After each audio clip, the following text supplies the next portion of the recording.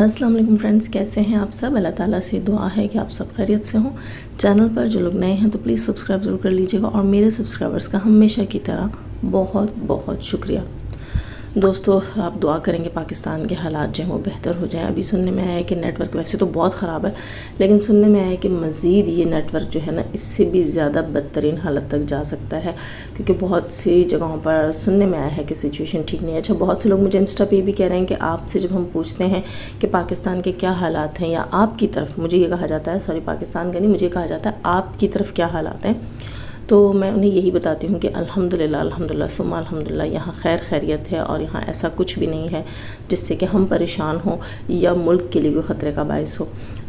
ऐसा कुछ भी नहीं है। लेकिन जब लोग जो है वो यहाँ वहाँ कुछ वीडियोज़ जो है इंस्टा वगैरह पे शायद मिल जाती हैं उनको, मुझे भी तक ऐसी कोई ख़ास वीडियोज़ नहीं मिली हैं जहाँ जो हालात की ख़राबी है, तो वहाँ आकर मुझे अक्सर बहनें ये कह रही हैं कि आप जो है छुपा रही हैं, आप बताती नहीं हैं पाकिस्तान में हालात कैसे हैं, आपकी सिटी में हालात कैसे हैं। तो जनाब हमारे ऊपर कोई पाबंदी नहीं है, हमारे ऊपर कोई रोक टोक नहीं है। रोक टोक हमारी गवर्नमेंट ने यही लगा रखी है कि नेट की तरफ से कुछ इशू कर रखा है, बाकी तो अल्लाह का शुक्र है कोई रोक टोक नहीं है। तो फिर मैं क्यों जो है इस चीज़ को छुपाऊंगी। मैं जहाँ रहती हूँ मेरी तरफ हालात अल्हम्दुलिल्लाह सुम्मा अल्हम्दुलिल्लाह कंट्रोल में हैं, बेहतर हैं। लोग जो हैं वो बाहर निकल के प्रोटेस्ट नहीं कर रहे हैं, लोग जो है वो तोड़ फोड़ नहीं कर रहे हैं, और कोई भी इस किस्म का नहीं है, चीज़ नहीं हो रही, ऐसी एक्टिविटी नहीं हो रही जिससे कोई नुकसान हो, कोई शोर शराबा हो।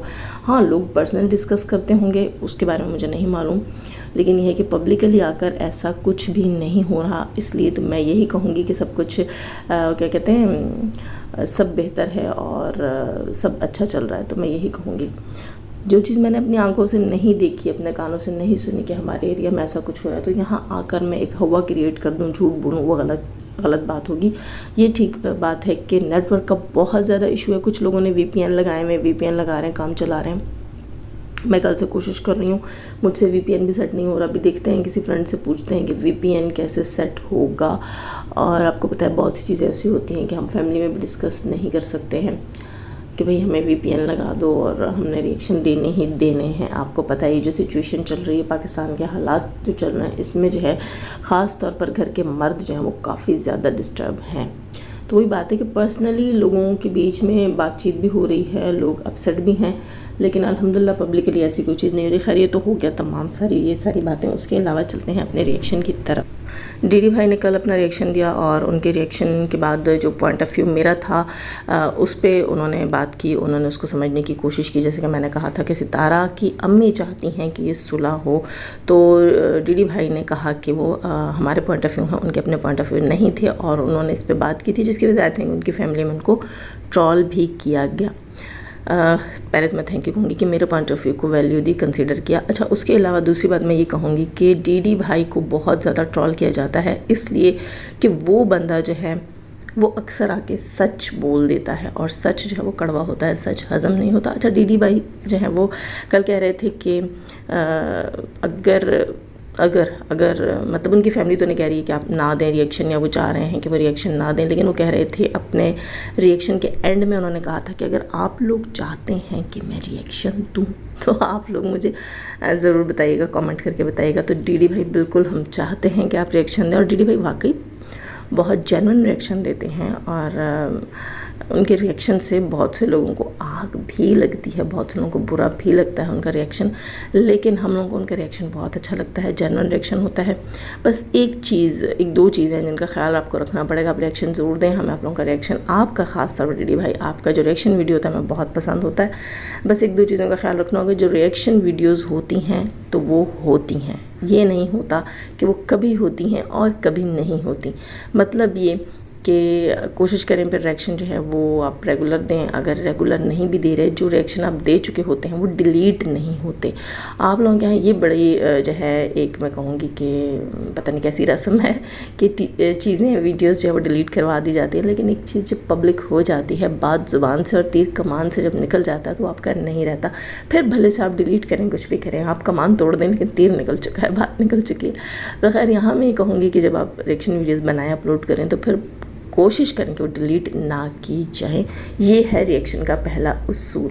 अच्छा, दूसरी चीज़ मैं आपको ये कहूँगी कि आप अपनी फैमिली से रिलेटेड कोशिश करेंगे, अगर जैसे अब पिछले दिनों नजमा भाभी की और आपकी नजमा भाभी के बच्चे की वजह से टसल चल रही थी, पिछले दिनों की आप भी चल रही है, तो उस टसल का मैं आपसे कहूँगी कि किसी की भी फैमिली, मतलब आपकी फैमिली में से किसी के बच्चे, बीवी, बहन, जिस पे भी बात है, जब तक उसे कोई दूसरा चैनल, आप ही की फैमिली में से कोई दूसरा चैनल उठाकर नहीं लाता किसी मुद्दे, किसी इशू को, तो आप कोशिश करें कि आप पहल ना करें। हाँ, अगर पहल कहीं और से हो गई है, फिर आप उस टॉपिक, उस मुद्दे को जाने ना दें। ये भी याद रखें कि फिर उस चीज़ के ऊपर आप अच्छे से अपना रिएक्शन दें, खूब अच्छे से दें। हाँ, पहल ना करें। हो सकता है कि आपकी फैमिली है, फैमिली को प्रेफर करें, फैमिली में चीज़ें पसंद नहीं की जाती कि हमारी चीज़ें बाहर लाई जा रही हैं, तो कोशिश करें जब तक कोई आपसे पंगा ना ले तो आप भी उससे पंगा ना लें। लेकिन अगर रिएक्शन वीडियोज़ आप बनाते हैं तो अच्छी बात है, वी आर इंटरेस्टेड भाई आपके रिएक्शंस में। अच्छा, यहाँ थोड़ी सी बात करूँगी मैं जो है नीनू के हस्बैंड से रिलेटेड, नीनू से रिलेटेड कि नीनू ने अभी जो है मरियम फ़ाहद का जो था माफ़ीनामा, जो समीरा अज़ीज़ ने केस किया था मरियम फ़ाहद के ऊपर, मरियम फ़ाहद ने उसको सिग्नेचर किया था, माफ़ीनामे पे दस्तखत किया था, वो माफ़ीनामा जो है वो पब्लिक किया गया है, उनकी तरफ से अपनी कम्युनिटी पर पोस्ट किया गया है, और एक तरह से मरियम फ़ाहद को ये कहा गया है कि ये देखो और शर्म करो और तुमने माफ़ीनामा दस्तखत किया था। और मैं एक बात यहाँ बता दूँ सबसे पहले, उस माफ़ीनामे से रिलेटेड कि बिल्कुल बहुत अच्छा किया था, बर वक्त एक सही डिसीजन लिया था, क्योंकि बाद में ये साबित हो गया था कि समीरा अज़ीज़ साहिबा जो हैं उन्होंने मरियम फ़ाहद के हस्बैंड की जॉब को वहाँ से ख़राब करवाने में, या मरियम फ़ाहद के हस्बैंड को उनकी जॉब प्लेस के ऊपर परेशान करने में समीरा अज़ीज़ साहिबा का कोई हाथ नहीं था। ये वक्त ने साबित किया। और मरियम के लिए जो कुछ बुरा किया गया वो किसने किया, किसके हाथों हुआ वो आप सब जानते हैं, किसके कहने पे हुआ वो भी आप सब जानते हैं। तो यहाँ मैं नीनू से कहूँगी, कहीं ना कहीं आप गुनहगार हैं मरियम फ़ाहद की। और जिस सिचुएशन में आप हैं, बकौल आपके आप प्रेग्नेंट हैं, तो प्रेग्नेंट वुमेन को जो है अपने मामलात सही रखने चाहिए, उनकी फैमिली को अपने मामलात सही रखने चाहिए, ताकि अल्लाह के हुक्म से आगे उनके मामलात भी दुरुस्त रहें। और यहाँ जहाँ तक आप लोग ट्रॉल कर रहे हैं मरियम फ़ाहद की माफ़ी को लेकर, तो वो एक कानूनी चारा जोई है, वो एक लीगल एक्टिविटी थी। ये तो आपने इलीगल एक्टिविटी की। यहाँ पर तो समीरा अज़ीज़ को चाहिए कि वो आपसे पूछें कि आपने किसकी परमिशन से उस माफ़ीनामे को यहाँ पब्लिश किया, यहाँ पर शो किया, जो समीरा अज़ीज़ साहिबा ने आपको प्राइवेट चैट में दिया था।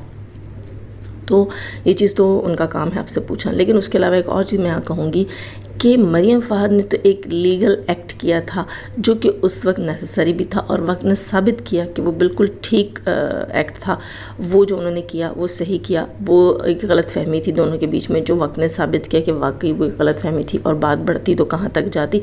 आप लोग तो तमाशबीन हैं, आप लोगों की तो अपनी इज़्ज़त का आपको परवाह नहीं है, तो दूसरे की इज़्ज़त का आपको क्यों परवाह होगी। अपनी इज़्ज़त की यहाँ बैठ कर आप लोगों ने धज्जियाँ बिखेरी। इंशाल्लाह इस पर एक ज़बरदस्त रिएक्शन भी आने वाला है बहुत जल्द मेरा।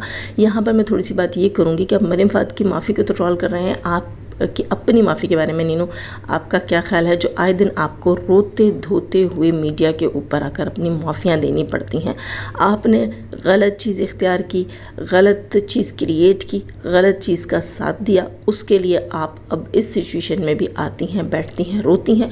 एक दिन आती हैं, लाइव रखती हैं अचानक से और रोना शुरू कर देती हैं कि मैं सबके सच रखूँगी, और दूसरे ही दिन आकर कहती हैं कि मतलब पहले दिन आप आकर कहती हैं कि मैं सबके सच बाहर रख दूँगी, मुझे यूज़ किया गया, और दूसरे दिन आकर कहती नहीं मेरी तो फैमिली है, छित्तर मैंने खाने हैं, रोना धोना है, सब कुछ करना है, लेकिन मैंने कभी सच नहीं बताना। जाहिर है अपने बारे में सोचिए, अपने गिरबान में झांकिए, हमारे रिएक्शंस को दफ़ा कीजिए, आईने में ही खड़े होकर अपना एनालिसिस कर लीजिए, अपने ज़मीर को झंझोड़िए और पूछिए क्या मरियम फ़ाहद की वो एक लीगल माफ़ी आपके उस रोज़ के रोने धोने और पी पाँ पों करने से ज़्यादा बेहतर नहीं है, जब आपको आकर आए दिन वाइटी के ऊपर क्लैरिफिकेशंस देनी पड़ती हैं कि हाँ मैं झूठी हूँ, नहीं मैंने नहीं किया। कभी आप आती हैं और आप कहती हैं कि मैंने नहीं किया, और कभी आप आकर कहती हैं कि हाँ मैं बुरी हूँ, मैंने किया।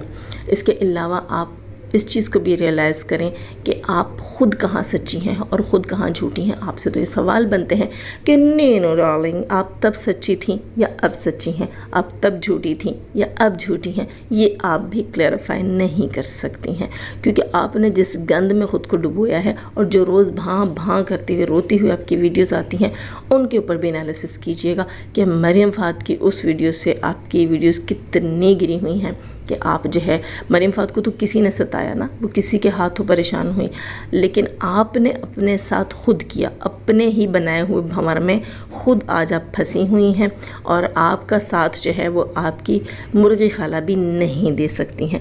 गंद में आपको लिताड़ पिताड़ कर चीख चीख कर दुनिया को बता कर कि मुझे नीनू ने ही ये सब बताया है और नीनू के कहना ये और नीनू का कहना वो और नीनू ने ये और नीनू ने वो, आपको अच्छे से गंदा करके रख दिया और अब एक कम्युनिटी लगा देती हैं कि कोई नीनू को कुछ ना कहे, मेरे अपने करतूत है। नौबत यहाँ तक पहुँच गई कि नीनू को कहना पड़ता है कि मेरे करतूत है और खाला को कहना पड़ता है कि मेरे करतूत है।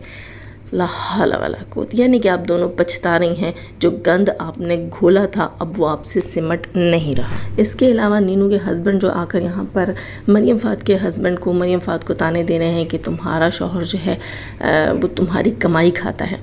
तो ये तो आप सबको पता होगा। फ़र्स्ट ऑफ़ ऑल ये बात बताने की मेरे ख्याल है यहाँ ज़रूरत है भी नहीं, सबको पता है कि मरियम फ़ात का हस्बैंड जो है वो जॉब करता था, उसकी अच्छी जॉब थी और उसी की जॉब के बलबूते पे आप सब लोग मरियम फ़ात से जेलस थे कि मरियम फ़ात का लाइफस्टाइल इतना अच्छा क्यों है और आकर यहाँ पर उसको ट्रोल करते थे।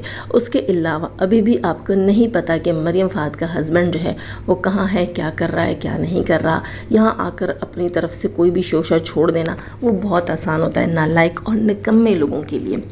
मरियम फ़ात का जितना बड़ा घर है उस हिसाब से देखें, जैसे कि नीनू का चैनल है, नीनू का चैनल मरियम के चैनल से बड़ा है, उसके सब्सक्राइबर्स बहुत ज़्यादा हैं, लेकिन नीनू के चैनल के ऊपर नीनू का एक छोटा सा घर चल रहा है। उसके हस्बैंड ने कितने अरसे, मेरे ख्याल साल से ऊपर हो गया, 1 साल से ऊपर, हस्बैंड की कोई जॉब नहीं है, बीवी कमा रही है और वो खा रहा है। यहाँ ये चीज़ आप पर फिट बैठती है कि बीवी कमा रही है और ये बंदा खा रहा है।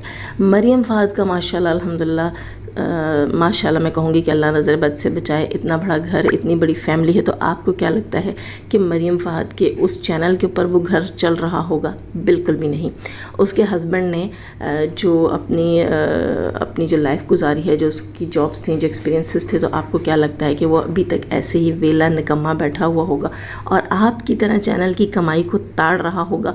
तो ये आपकी गलतफहमी है। सबको अपने जैसा नहीं समझते। ये चीज़ तो आपके लिए मशहूर है, आपको पता होगा। आपके अपने जो पार्टी मेंबर्स हैं उन्होंने आपका क्या नाम रख रखा है और क्यों रख रखा है? इसलिए क्योंकि आप हमेशा जॉबलेस रहते हैं और आपकी बीवी आपका और अपना खर्चा उठाती है। उसके अलावा लिप फिलिंग के ऊपर उन्होंने बात की तो मुझे हंसी आ रही थी। कई दिनों से मुझे इंस्टा पे ये मैसेजेस भी आ रहे हैं कि प्लीज़ नीनू से कहें कि अपने हस्बैंड को जो वो बीबी क्रीम लगाने के लिए देती है तो थोड़ी सी ज़्यादा दे दिया कर, उसे कहें अपनी नेक पे भी लगा लिया करो, क्योंकि आपके फेस का टोन अलहदा और नेक का टोन अलहदा, बाकायदा पता लग रहा होता है कि कौन सी बेस जो है वो आपने बेबी क्रीम जो है वो आपने अपने फेस पर अप्लाई कर रखी है। तो आप औरतों की तरह मेकअप करके आ जाते हैं, वो आपको दिखाई नहीं पड़ता, लेकिन औरतों के मेकअप के ऊपर बड़ी बातें करते हैं आप।